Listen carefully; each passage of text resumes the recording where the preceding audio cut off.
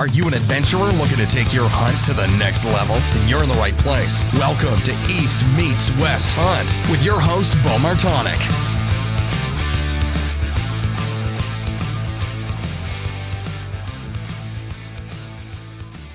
Hey everyone, welcome back to another episode of the East Meets West Hunt podcast presented by onX. The onX Hunt app is your premier GPS hunting app. It turns your mobile phone into a working GPS. And you can do that on your computer, on your phone, on your tablet, whatever you have. And right now they're running their new beta service for their 3D mapping. So you can get on, it's only available for iOS and on the web map right now. So if you have an Android, gotta wait a little bit.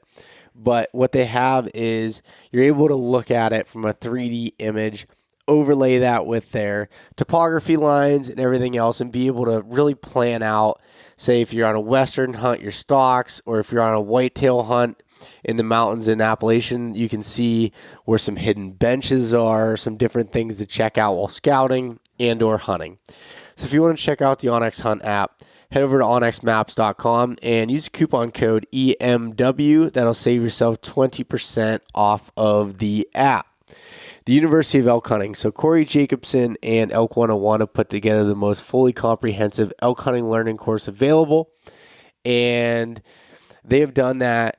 So Corey's been doing that through just years and years of knowledge with elk hunting and everything he's learned, and with everyone that he knows, he's been able to put together this comprehensive course that teaches you everything from the beginning to the end when it comes to elk hunting. So like from the planning phases all the way through the fitness, the gear, everything else is involved, and then all the way through learning elk hunting knowledge to hopefully the kill and how to pack it out. So all that information is there. For a 1-year membership, head over to elk101.com and use the coupon code EastMeetsWest. You'll save yourself 20% off of a 1-year membership. And last but not least, Tethered. So Tethered has developed some of the most lightweight, innovative mobile hunting gear available, mostly in the saddle hunting community, but they're even expanding from that. So what's cool about Tethered is they're not just there to sell you products. They're there to teach you about saddle hunting, see if it's right for you. They have the resources there. They have their YouTube channel. They have blog posts, everything else to teach you, plus all their products that are online that you can check out at tetherednation.com. So head over to that and check it out. And now I am joined here on the podcast with Justin Mueller, who's been here with me now for 8 days of rut hunting in Pennsylvania for mountain bucks. Justin, what's going on, man? What's going on, man? How are you? Pretty good. We're pretty beat down and tired. Well, Yeah. I mean, this isn't no difference for you, really. You've been doing this. Been going after it. Yeah. I always feel bad complaining because you're definitely been doing it a little bit longer than I have. Yeah, I've been fortunate. I booked a lot of whitetail hunts. I went from Iowa to Wisconsin to Illinois to here, all in one big loop. So now tomorrow, as today was our last day hunting, tomorrow I'm driving home and I have the week off. So it'll be nice to kind of go home, get all my stuff organized, kind of relax a little bit, and take a step back from hunting for a little bit. Yeah. That's I don't know how you do it, man. I mean, I think everyone thinks of someone that's filming or anything in the hunting industry as a dream job, which it can be, I'm sure, at times, but other times it's also a freaking grind. That's right. I mean, there's definitely days that are amazing. There's days that are horrible. It's like every job. I tell people, like, there's goods and bads. Sometimes trips go really well. You see a lot of deer. You have a good time. You're with really good people, and other times that's just not the case. So, but I've been lucky this year. I've been working with some good people, and I'm here with you obviously this week, which was a blast. So yeah, I had a really good time up here in PA. Yeah, and I mean, this isn't the first time you've been on the podcast. So anyone that hasn't listened, I did one with Justin back in March, kind of talking through the whole filming, photography side of things with with hunting, and then also on the Alaskan hunt. So the caribou hunt, Justin was there to film myself and my good buddy Michael Palladino, and we came out with the film that Justin produced called Above the Circle. and that's over on my YouTube channel now. So if you haven't checked it out, take a look at that. Justin's extremely talented and somehow makes us look decent on camera. So I appreciate that. Yeah, I work hard to do it. Yeah. For sure. No, this week was fun, though. I mean, I kind of came in, I didn't know, I didn't really know what to expect, right? Like, I had been out here shooting the scouting videos with you, and I kind of got a little bit of the lay of the land, and you showed me a couple spots that you hunted or we filmed at and why you were there. And it was kind of just a big, like, oh shit, this is a lot, for me coming in. So it was fun to come up here and actually see how you hunt it now, and kind of just, I mean, I'm sure you heard me along the way, kind of asking questions about stuff, just because it's totally new from where I grew up, and it's a whole different ball game up here. Yeah. So like so what's your whitetail experience, say from yourself, and then like with most of your filming? Okay. So I grew up on a 200-acre dairy farm where we started hunting there, and it's your typical central Minnesota, right? There's not a lot of like quality deer management. There's not a lot of that going on, but there's deer around, so everyone hunts them, right? And so I kind of got started there, and I loved it, and I wanted to start hunting different states, and I wanted to, just kind of do it all. So that's a big reason I got into filming is so I could kind of go out of state and kind of hunt and see new states and new places, and a lot of the Midwest is kind of the same as far as how you go after the hunt. It's kind of cropland with timber kind of all mixed in. But up here, there's none of that. It's just big woods. Yeah. So what, I know you kind of said it a little bit, but like what from hunting here, for over a week with me and stuff, what are some of your takeaways from it? Like what, just overall impressions, like not getting into the nitty gritty, but like, what are some of your impressions of it? It's thick. Yeah. We hunted do you want to go right into the hunt already? Yeah, we can do that. The first morning, I believe it was, we hunted that spot that was just thicker. And I mean, we could only shoot 20 yards. Well, no, the first morning we were on the edge of it. Oh, we ended okay. up moving in. That's right. In. And then when we moved in, so that was my first impression. Because when we first set up, I liked that spot. It was kind of open a little bit. You could see a lot. Yeah. We could hear stuff coming from behind us. But when we got into that second spot, it was like, man, to get a mature buck, into visibility is one thing, but then to get it within 20 yards for how thick it is up here and how you're hunting selective cuts and certain lines going around, like it's a lot.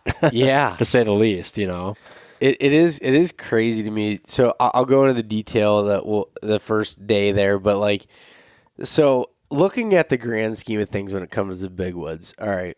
So you're hunting deer, okay? You're hunting white-tailed deer. You look at thousands and thousands of acres of timber that's essentially unbroken. There's some farm country mixed in with some of the private and stuff that's around, but mostly just big timber, some rolling hills, some steeper stuff, some relatively flat big woods. There's a whole bunch of mixture in there. So you have all that, and there's no primary food sources for the most part. You don't really have, the first spot we hunted, we had an oak patch, there was some oak trees, right, some acorns. But other than that, you're not, clear cuts and stuff, but you're not finding, there's not those big cornfields or food plots or anything else that are your primary food sources that that they want to go to at some point. So they're kind of just meandering through the woods. There's a rhyme or reason to some of it, but at the other side of it, it's like, what the hell? Yeah, and it's hard because, let's say you're going to hunt an oak patch or whatever. There might be 20 of those right around. So how do you know which one to hunt? Like when you're hunting a cornfield, you kind of hunt the corners, you kind of hunt the valleys coming into it. You kind of know where the deer are going to come into the food. But up here, there's no rhyme or reason whatsoever. Yeah. I've seen this week. Yeah. Yeah, and it's trying to find those micro edges, things that don't even really stand out to someone that's not used to it or anything. The first morning we hunted a spot, it was on the edge of an older clear cut. I'd say, I don't know, 8 to 10 years old, and there's some open timber, and then we had a big hemlock thicket kind of behind us. Not really thicket, but just hemlock patch, so conifer trees. And there was a narrow set of cherry trees that was kind of open timber that we were sitting in that led into the oaks that were few hundred yards away, essentially. Yeah. And we snuck in there to hopefully catching the deer coming from the oaks, back into some of the bedding cover, which is the hemlocks and the clear cut. And we had, right off the bat, we had that. We did, yeah. We had a deer that was at 10 yards from us, but we couldn't see it because we were right against the hemlocks, and it was there, and it was looking out in the open trying to see something. It couldn't, and our wind was blowing that direction. Our thermals were kind of keeping us good because they were going up because it was so cold in the morning, but eventually, I don't think he actually smelled us. I think he saw me move. Well, because we could hear him coming in, right? Yeah. And he got to that point where it was like if he steps any more to the right, he's going to come out. At least that's the way I was seeing it. And then he kind of, stopped for a little bit. Then he, took a hard 90-degree turn and went to the left. Then we saw him come out into the opening over there. But he was right on us. Well, no, the first deer we never saw. Remember, it blew at us. Oh, okay, that's right. Okay. Yeah, I thought you were talking about that little buck that came. No. That's right. We did get the second deer did the same thing, but that one didn't really catch us. It just ended up coming out, and it was a small 8-point. I think it was. Yeah. You got it on film. It was. Yep. Small 8-pointer. So then he was just cruising through, and then he was running so we were on the downwind side of the clear cut. That's something else I should say, because that's why mid-morning, so even them coming out of the oaks, we're hoping to catch bucks cruising, does bedding in that clear cut, right, which would be the easiest path them to run just on the outside of it, down where we were. And yeah, we saw those. Well, we had the one deer that blew at us, then we saw another deer. And did we see any more deer in the morning? I don't think so. I think that was about the morning. Yeah, and then because then we got down, you checked the truck, and we had some issue with pressure. Yeah, we did. Yep. So some other hunting pressure, and so we're like, all right, let's move. I said, I had a feeling there was some hunting pressure there. It was somewhat of an easy to access spot, and I was like, let's go in the thick of the clear cut. And I have some knowledge on the area, so it wasn't like this is the first time in there. When I say knowledge, this is my first year hunting it, but I've been hunting it enough and running cameras this year.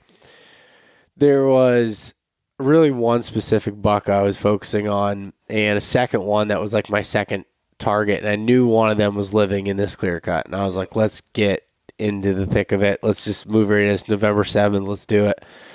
So moved into this kind of, it's not a ton of topography, but it was kind of like a micro terrain, kind of a point coming out. And just along the edge of it was this old clear cut. We were kind of in the middle of it. I jumped some does bedded there just before you came out. So I knew there was does bedded there. And there's a big scrape there that I had that number 2 target buck on the day I went back to work the week before. Right. In daylight, right at noon, smoking the scrape, tearing it up. And so we set up about 100 yards from that scrape, kind of on a travel path there. And yep. right away, we couldn't shoot. Like I said, you can't really cut anything out, and so because you're not allowed to really do that. So we just climbed up a tree, and I'm like, oh shit, this is really difficult to shoot. Yeah.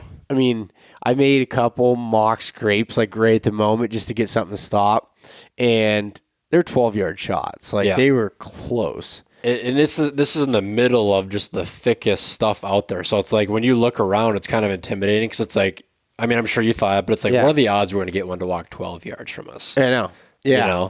And the thing that I've learned is and especially from this year, the number one target buck that I talked about last week, I think it was last week I talked about on the podcast briefly. I had the encounter with at 15 yards.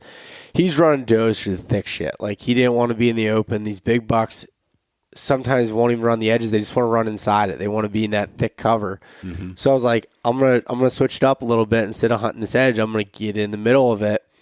And it ended up kind of paying off for us, right? We were in the stand for probably an hour or so.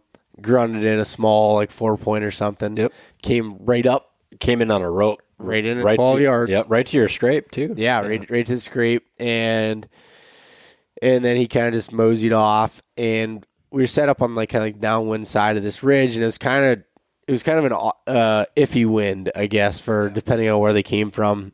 And somehow we didn't get busted by them. And then right before dark, we had another deer come running in. and then got just out of sight and stopped. Yeah, that's right. Don't ever know what happened to that deer. He just disappeared. Just Yeah, stopped. because at that time the leaves were super crunchy, so you could hear stuff coming from a long. You know, you always hear like the squirrel or deer, which one is it? But there, when they were cruising, especially kind of on a trot, like when you heard it, it was like that's a deer. Yep. You know, and yeah, we never got eyes on that one. No. So that was difficult, but we're like, all right, we're going to leave this here. So that was Saturday, November 7th. And we're like, this is a good spot.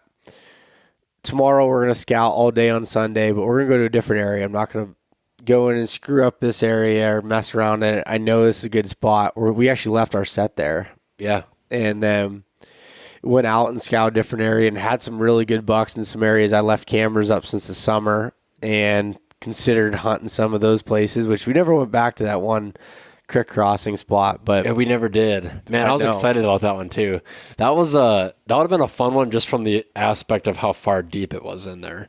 Like, I mean, that's truly hunting. I mean, that was almost 2 miles in, and there's absolutely no gated road, no nothing. You're side hill in the whole. I mean, yeah, there's nobody hunting there. No, there's nobody there at all. I mean, it was just this beautiful bottom too, and it just like it looked great. And there was a buck there that was very large. Yeah. That this new area I scouted in the spring, and I found some big ass rubs, and just everything just fit the bill. And this buck crossed that creek crossing, 3 times in daylight the first week of archery? Yeah, opening day he was opening there. day. Yeah. And the thing is, this is on me. But I was going to hunt that opening day, but I had no knowledge on it. Didn't know if it was going to be a bust or not. But there were some apple trees in the area and some things that made me think it could be good. I was honestly lazy, and I didn't want to hike back in there to hunt it. And there's some pretty decent, in the warmer weather, there's some decent rattlesnake country. And I was just like, I don't really want to deal with that right now. Yeah. And that's totally on me because I screwed that up. At the very least, now you know for next year. So I'm sure you'll be down there. Oh, my God, yeah. Like, that's such a learning lesson there. Yeah. And anyways, we found some cameras were dead and just weren't. I don't know. The scrape activity this year wasn't in late October like it normally was. The rut was just weird in general. It was kind of like drawn out and not any like breakout days type of deal.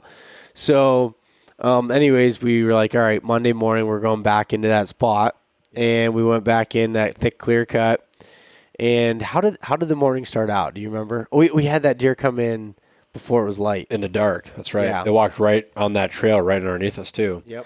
It was actually while the moon was out, because I remember I was looking down, kind of squinting to try to see the deer, and I could see my shadow moving. So I was like, I'm just going to sit here and, just let it walk by. But it hung out for quite a while by us. Yeah. I was hoping it was going to stay long enough to get light. I was literally sitting there with my bow just like, because I knew I couldn't move. He was so close. And hoping it was just going to get light and he was just going to be right there. But just a big buck standing right there. He eventually just kind of moved off. And we figured he bedded pretty close because we stopped hearing him about 100 yards out. Yeah. And, so that was that. And then we saw another deer from where we think it might have been the same one. Just the body cross through. Just saw a body cross through and just moved. Looked like it got up to feet a little bit and maybe shifted his bed 50, 60 yards and bedded back down. And then we heard another deer coming. So this was, again, Monday morning. It was still cool. Now we're getting into a heat wave, which we kind of already were. Yeah. So we're getting into, highs in the 70s, which is not ideal for the rut. But as you start getting mid-morning, we heard a deer, we thought it was a deer trotting. Yep. And Justin looks over his shoulder to me because he was kind of facing that direction. And he's like, it's a coyote. And the thing came running right in. Came in perfect. When I actually first saw it, I showed you the footage, and I'm kind of shaking, then I find it. When I first saw it and I went down to get your attention, it was standing on a log. So it's kind of standing up a little bit, kind of looking. I was like, oh, shit, there's a coyote. Yeah. I didn't know if you were going to shoot it or not, but, back home, we shoot them when we see them. Yeah. So I was kind of excited. But, it cut probably 60 yards, kind of skirted us. And all of a sudden, it took a 90-degree turn and just came right in, and it stopped right perfect for you to I think it might have heard me draw. So it was off the weak side of my saddle. So I pulled my bow up over my bridge. Anybody who hunts out of saddle knows that's the toughest shot is your weak side. and I drew back and it stopped just in Just between. on a like dime. you could just kind of see the vitals between these two trees, and put it on them. I had my Garmin sight, and I was able to pull it up. It was 21 yards. Put the pin right on behind the shoulder, and just pulled through the shot, and it just felt perfect. It broke. And I was like, I hit him good. Like it was Smoked him. It smoked him. Yeah, as everyone on TV says, smoked him. Smoked him. And so it hit and it ran off, but it ran. It didn't stop. It just kept going. I was like, that was good, wasn't it? You're like, yeah, I'm pretty sure. And then we looked at the footage, and I had Nocturnal on there, which is kind of old, and it didn't light up. Yeah. So he showed me the footage. I was like, yeah, it's a good shot. So we'll wait a few hours, and then I'll go look for it. Because that was kind of not early morning by any means, but it was still good hunting time. So we didn't want to immediately get down and go look for it. Yeah, we'll wait till it heats up a little bit. Right. As far as the weather goes. And then, right, not an hour after that, where we saw the deer movement, because that coyote ran right into that direction. I'm like, oh no, ran right into the bedding where I thought one of the big bucks was bedded.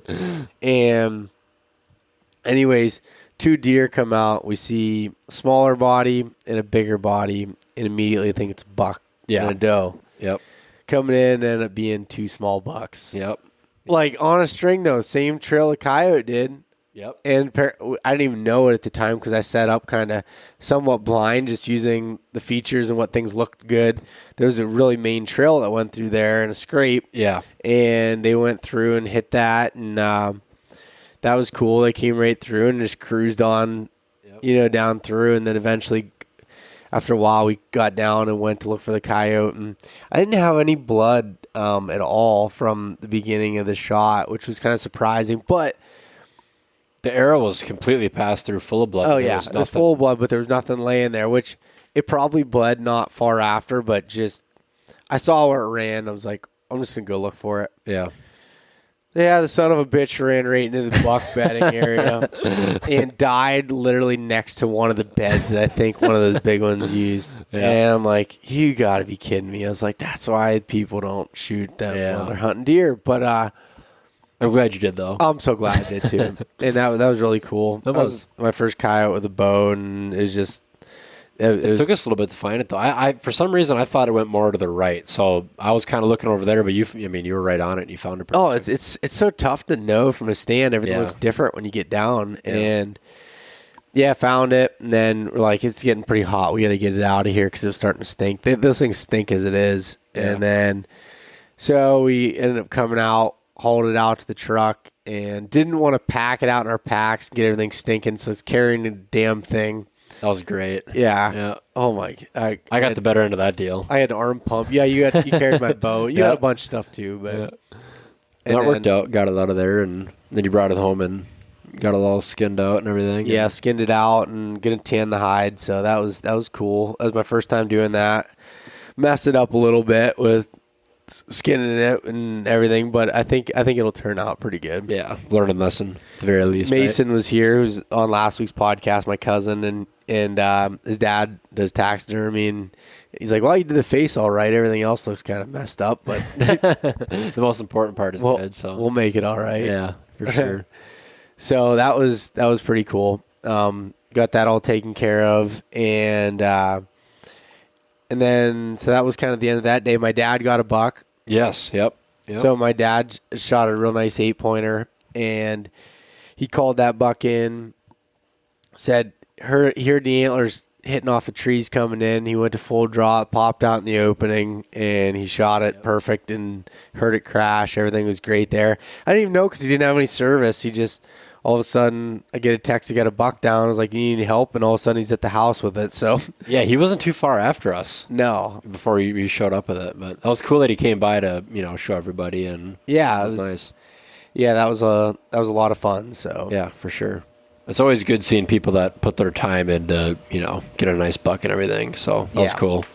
For sure. And then, so after that, then we went into day 3 of the hunt. And it was going to be real hot again. I was trying to think of, what can we do with this heat? Where are the deer going to be? And I knew this thick, hemlock side hill, kind of just over a creek. I was like, and I thought they bedded out in this point. Well, I know they do at some point. And we went and hunted this spot all day. It looked like places they should be cruising. And we didn't see a deer. The whole day. Yeah, that's a long day. Dark to dark, no deer. Saw some turkeys. They didn't come in range. I was going to shoot one of them too. Yeah. But that was our first all-day sit in one tree.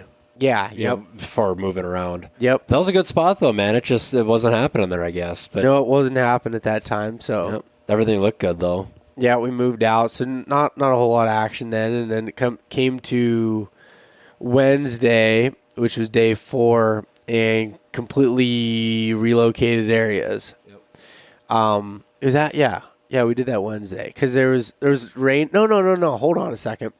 Tuesday night. Sorry, I'm remembering things as we go. Tuesday night, got out to my truck, and 100 yards from my truck, my number 2 target buck, if you want to call it that, was locked down with a doe right next to the road. Yeah, and we were coming up this, I assume, like a logging road, basically. Yeah, and road. Kind of took a slight right turn in the road, and the headlights just hit him, and all you see is just rack. It was, that was a big deer. Yeah. That was one of the bigger deer I've seen in a long time. Yeah, and he's just standing there 15 yards from us. You filmed him. Yep, filmed him right out of the truck. And he just sat there, just... I'm like, get off the road. You're a road hunter's dream, and so... I forgot about that, yeah. That was... So we're like, all right. So that ran through my mind, all right. He's going to be locked down with her for 2 to 3, 4 days maybe. Yep. So hunting him is kind of pointless at this point. But what we wanted to do was we went right back in the morning. There was some rain coming in. Yep. And rain overnight. And in the morning, we're like, it'll be quiet. Let's walk and see... Maybe they're still going to be there in the morning. Maybe they didn't go far. Yep. And we and no sign of them. We couldn't find them. So completely relocated areas. Went to an area I've hunted for years, to a good creek bottom spot, and had some really good bucks there in October and September, and big scrape. And he was even there, in late October and stuff.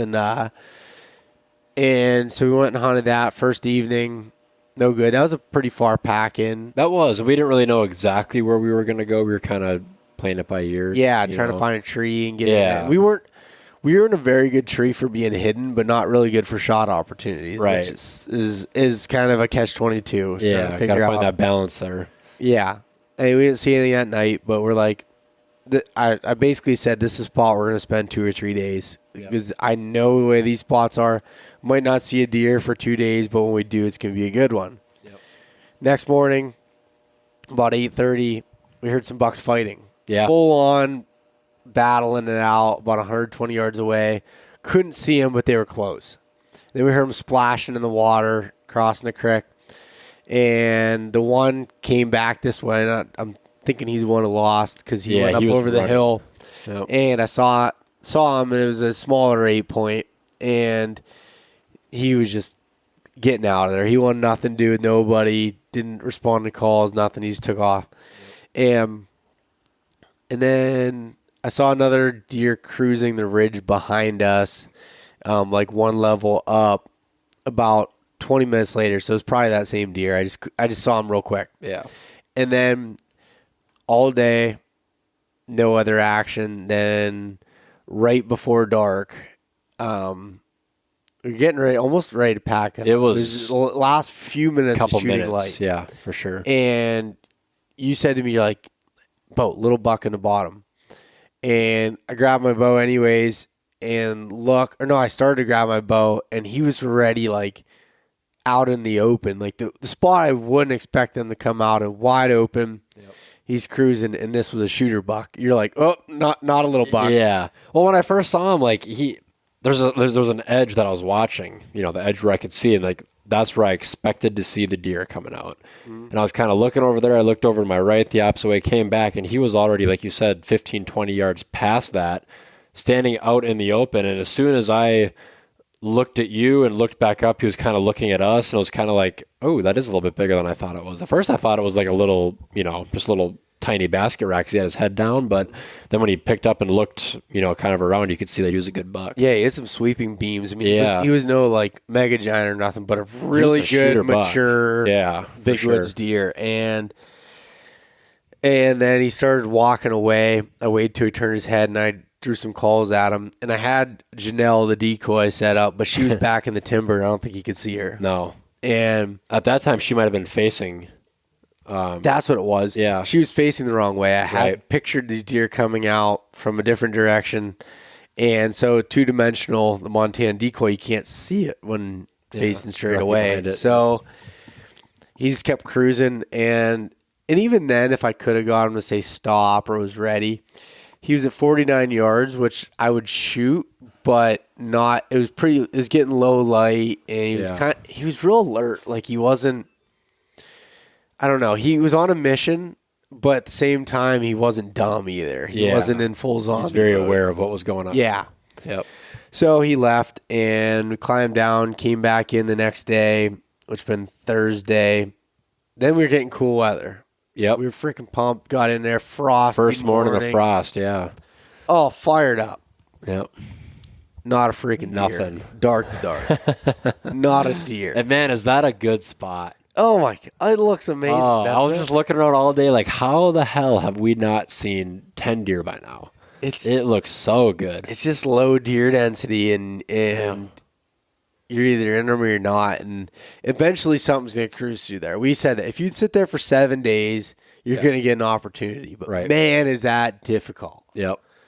So then we went in the following morning, which was Saturday morning. Yeah, something like that. Yeah, so yesterday morning. And we went in and hunted it till about 10? Yeah. Something 11, like another maybe. great morning of frost. I mean, picture perfect morning. As great as you could ever want. And it was at the morning. Yeah, that was the morning driving in. I almost smoked that buck, wasn't it? Oh, yeah. Yeah, driving in, 135-inch 8-point, crosses the road. I'm going faster than you should be, probably 65. And I slammed the brakes on and swerved, and I almost took out his hind quarter. It was within a couple feet. Yeah. I mean, it was close. Yeah, so. That was a good buck, too. I was just staring at his rack the whole time that was going on. I know. I had high anticipations after seeing it. I did, too. I mean, that was 4:30 in the morning, but it was. He's out. He was out moving, so. Anyways, didn't see nothing. I'm like, I said, I'm going to pull directions again and go to a different area. It's just it's not happening right now here. Maybe it would be, half mile down. I don't know, but I'm going to an area historically from trail cam data and from me hunting it. There's always does bedded in this spot, and there's always bucks checking them out. So we went there Friday night. We did have a buck cruise through. We couldn't tell what it was, just glimpse. I mean, it was on a mission. Yeah. It was probably 5-10 minutes after sunset. Yeah. Kind of that time in there. And so we were hunting a clear cut, the edge of it, and sort of where the hemlock side hill met the clear cut. So right on the leeward side, everything was great for it. And he just stayed in the kind of thick stuff out in front of us and cruised fast. And then we had another deer come downwind that blew at us from like a long ways away because the wind speed was kind of up at that point. Yep. But I had my camera there since July 25th. I didn't realize I put it out that long ago. It just wasn't getting the activity like that scrape normally got. Like I didn't have any mature bucks there. Yeah. Just was not what I was hoping for. Mm-hmm. So we're like, you know what? You still don't know. Let's hunt it in the morning. This is our best chance right now. Let's hunt it. And we went back in this morning, and the winds were like, it's the first Sunday hunting in Pennsylvania, by the way, which is a pretty monumental thing. And it was horrible weather. Horrible weather. We had regular 15 to 25 mile per hour winds with gusts at 40 miles an hour. Yep. Justin and I are blowing all over the tree, and we're like, let's hunt from the ground. Yeah. And actually pulled out, went back to the truck, went in the location we were earlier in the week where I was hunting those big bucks, the one that was locked down and the one I had the encounter with. And I was like, let's get in on the ground started pouring down rain. We knew the rain was coming too. That's why we wanted to get down, because we figured we'd have a good chance walking around in the rain rather than sitting in the stand. And I was like, it's now or never. This is basically my last day to hunt during the early archery season. In your last day here, I was like, let's go right into the bedding and keep the wind in our face, kind of grunt. But you couldn't really grunt because it was so loud, the wind and the rain. Right. So, and we ended up seeing some does. And I checked that camera on my scrape where we were sitting where I shot the coyote. I was going to go there this morning and decided not to. I was like, I don't know. I just wasn't feeling it. And had a hot doe come through this morning and had 3 bucks behind her. One I would have shot. Wasn't anything spectacular, but a nice buck. And the problem, too, is the way the trail camera was with the deer coming, they came right in front of the stand. On the same trail, pretty much the coyote did. Yeah. And that was 21, I think you said? Yep. Yeah, so it was kind of like, oh, shit, because you see a buck that, like you said, it wasn't a giant, but they were there it was a 13 minutes before we got there. 13 and I'm like, minutes. And they were heading the direction we were walking in from. I was like, how didn't we see them? Yeah, it was funny, Beau, you were like, this came through at, it was like 10:15. What time is it now? And I was like, it's like 10:25, 10:30. It was like, this came through like, less than 15 minutes ago. Yeah. We walked right at each other, never saw it. Yeah. Same trail the doe was. Blew my mind. Yep. Yeah, everything would have been perfect for it. It would have too. Which is what it is. It's one of them things. And so we just kept moving along and ended up jumping some does and finding some really good spots for the future, which is kind of a lot of my plan with it. Was like, this is my time to scout real time what's going on. I can learn for next year. I can learn for more this year, hopefully. And we learned a lot. Yeah. Yep. And the one camera you checked had your big buck on it. I know. The first day that I got here in daylight. So we talked about us sitting in that clear cut where I shot the coyote and stuff. Well, that evening while we were sitting in that stand 250 yards away over the side hill was my target buck, the one that I had at 15 yards on October 30th at 3 o'clock in the afternoon, just cruising right through. Wide open. Yeah.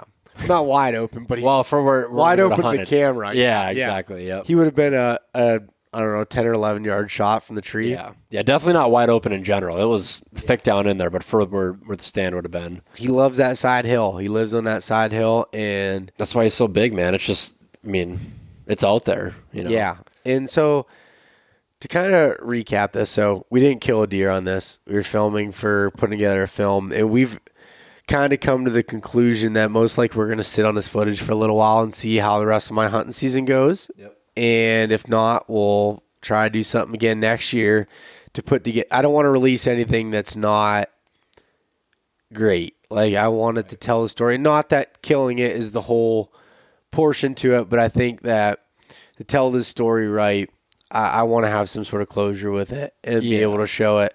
I think we got some awesome footage, some encounters, a whole bunch of stuff.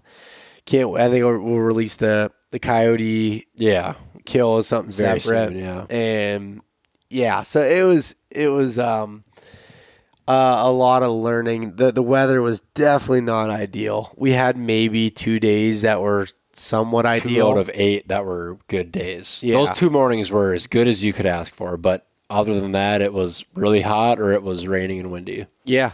And very windy. Very, very tough conditions. And some people did good. It's the rut. Anything can happen. But for the majority, my family struggled during it. And, we were talking to my uncle up camp last night. He's like, I've never seen a rut like this. And he texted me today. He's like, I checked my cameras and these clear cuts that normally last year at this time, full of action. He's like, it was just dead. It's nothing. It was just... It's a weird year. Yeah. And my dad remembered the last time that we had this, he's not like a giant moon guy or anything, but last time we had the full moon around Halloween like that, we had warm weather after that, and it was a weird like trickle effect rut, and it's kind of what we experienced it.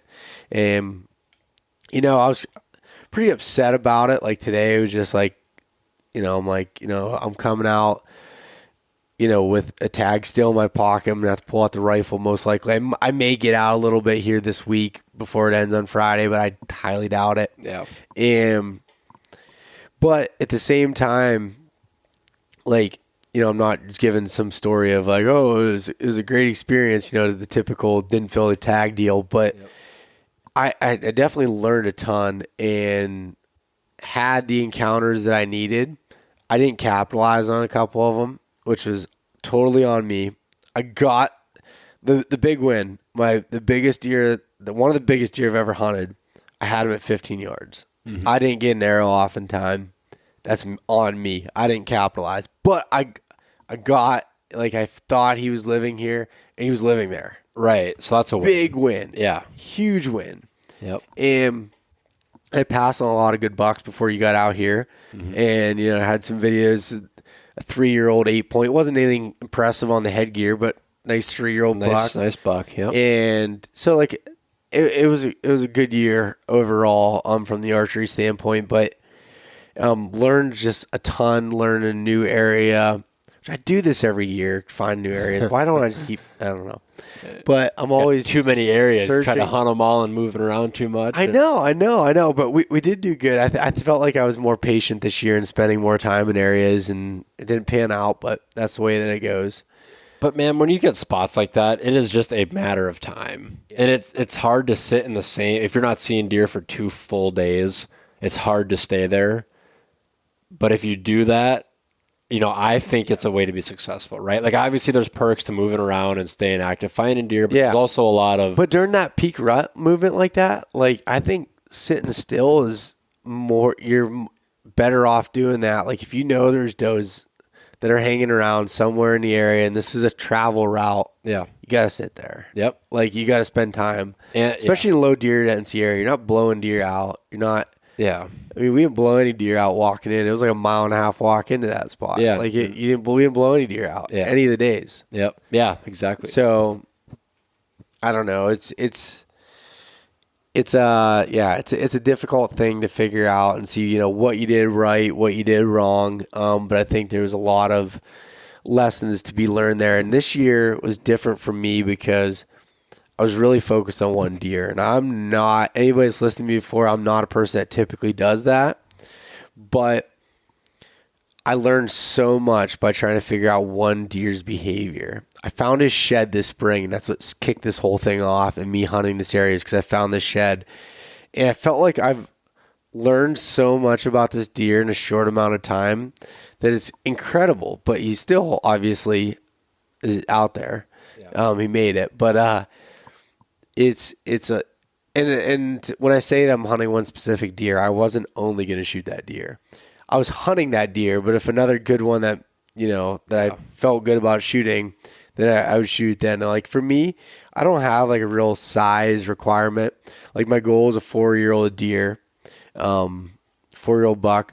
But at the same time, today, if a freaking nice 2-year-old gave me a freaking show and it was fun and I wanted to shoot it, I'd shoot it and not feel any sort of remorse for it whatsoever. Like, that's, I don't know. I'm not at a point in my career where I feel like I'm so good that I can just, pass all the 130s. No, and I just enjoy hunting. I enjoy deer meat. I enjoy everything about it. Like, it's, so yeah, that's kind of, the gist of it there. But there's a lot of things I've learned in the process. And actually, one of the things I struggled with this year was where those big deer were, they were showing themselves out near some private land, near some roads, at night. Apparently people were seeing it and spotlighting. Yep. So got some hunting pressure, me being on social media, posting some stuff, and then people found my truck, and it just kind of got to a point where we were dealing with some external pressure. And I don't do well around a lot of pressure. I was talking to a buddy, Josh Profit, who's on the podcast, and he's like, man, if you have pressure, they're there for a reason. You're hunting big deer. He's like, you just got to figure out how to navigate it. And I'm still learning that. Normally, I like to go to spots where I'm not dealing with people. Yeah. So I'm still not sure how I feel about that whole process. It's definitely something new. Yeah. Definitely something to, on top of all the other variables you guys have out here, now add in other people doing the same thing. Oh, I know. Well, even that morning, I don't think we mentioned we had that guy coming through quail hunting. Oh yeah, on the river bottom, and grouse hunting. Grouse hunting, sorry, and he was perfect. He had no idea we were there, and he came up with his dogs. We could hear him coming for probably 4 or 5 minutes, before he actually showed up. And he kind of got to the bottom, kind of worked our way a little bit, and then he saw Janelle, the decoy, and then he realized what was going on, kind of saw us, got his dogs, and turned completely around and went right back the same way he came. Yeah. Great sportsman. I thought that guy handled that so well. He grabbed his dogs and he's like, first he thought it was a real deer. He did, was trying to get the dogs so they didn't chase the deer, which was great. Yep. And then I whistled at him and he saw us and he's like, oh, and he grabbed him, he turned around and he was in their way. So he worked to get to that point. Oh, yeah. And he saw us. He's like, all right, they were there first. Let's turn around and go. And he was quiet going out, too. Like, obviously, I had no idea we were there, but he did. I mean, he was spot on. Yeah, very, very good. I thought that was kind of refreshing to see that, Yeah, I thought that was super positive. So. Yeah. Yep. But, yeah, moral of the story is still got a tag in my pocket. So I got to pull out the old rifle again. Get him in rifle season. And we did today find a spot that you marked down on Onyx that you thought would be a pretty good rifle spot. Yeah, man. I suck at rifle hunting. Like, I think too much into it. I think the thing with rifle hunting is my opinion, but when it comes to first day of Pennsylvania rifle, you got to figure out where people are going to push deer and they're going to run through. Like, you're not trying to figure out deer patterns. Yeah. I don't know. So there's that spot I found, I think it would be pretty good. Or where I was hunting that real big buck, he's living that side hill. I don't think anybody's be hunting there. To hunt him with a rifle effectively, I think I'd have to sit on the ground. I'd either put my saddle on the ground, and people have asked me why I did that. I've posted some videos on Instagram of like me sitting on the ground with a saddle, and I'm gonna tell you why I do that. Because it's more comfortable than standing there with your bow. Yeah. Because you can kind of lean back. It's almost like sitting in a chair essentially, and you can still swivel around the tree and shoot in any direction. So that's why I do it. But with a gun, I might just even take a pad and sit on the ground up against one of the big hemlocks overlooking that hill, some big rocks and stuff there.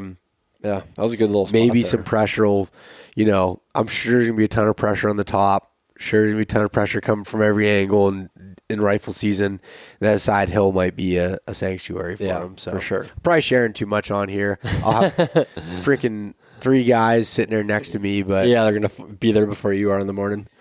Whatever, that's it. But that's a good little spot down there, though. I mean, it had everything you want. And there was plenty of sign in there too. I mean, I wouldn't be surprised if you hunted that archery next year. Maybe not that exact spot, but that area. Oh yeah, definitely. Yeah, I learned a lot. I think I learned a ton. So we'll see where to go from there, I guess. That's all you can do. Yeah. Well, anything else you can think of from the trip, or anything that you want to cover? I mean, I think we're good. It's just a newfound respect for Pennsylvania deer hunters that are trying to, kill a big woods buck or mountain buck like that with a bow. I mean, that's a feat, especially consistently, or even just to have good hunts. Like it's a lot. Yeah. Just seeing them. Yeah. Right. Well, I mean, it's hard when you can only see 60 yards. You can literally be 150 yards from your biggest buck you've ever had on camera, chasing does around all over, and you'd have no idea what's going on. Yep. So that's hard. It is. That's one of the things you guys have to deal with. Awesome. Yep. Well, Justin, thanks for coming out here and filming and spending, like 10 days in the house here with me and everything. It's been a blast. Hope you get some drive back, the long trip to Minnesota, and get some rest tomorrow. Not tomorrow, you'll be driving. I'll get back tomorrow around 7, 8 o'clock at night. There you go. Then I have 4 or 5 days off, and then go to Wisconsin and back down to Iowa and just keep after it. There you go, man. Yep. Keep grinding. Yep, for sure. So, Justin, where can people find some of your stuff on social media and whatever else? Pretty much social media is the big one. Instagram, at Justin Mueller Photography.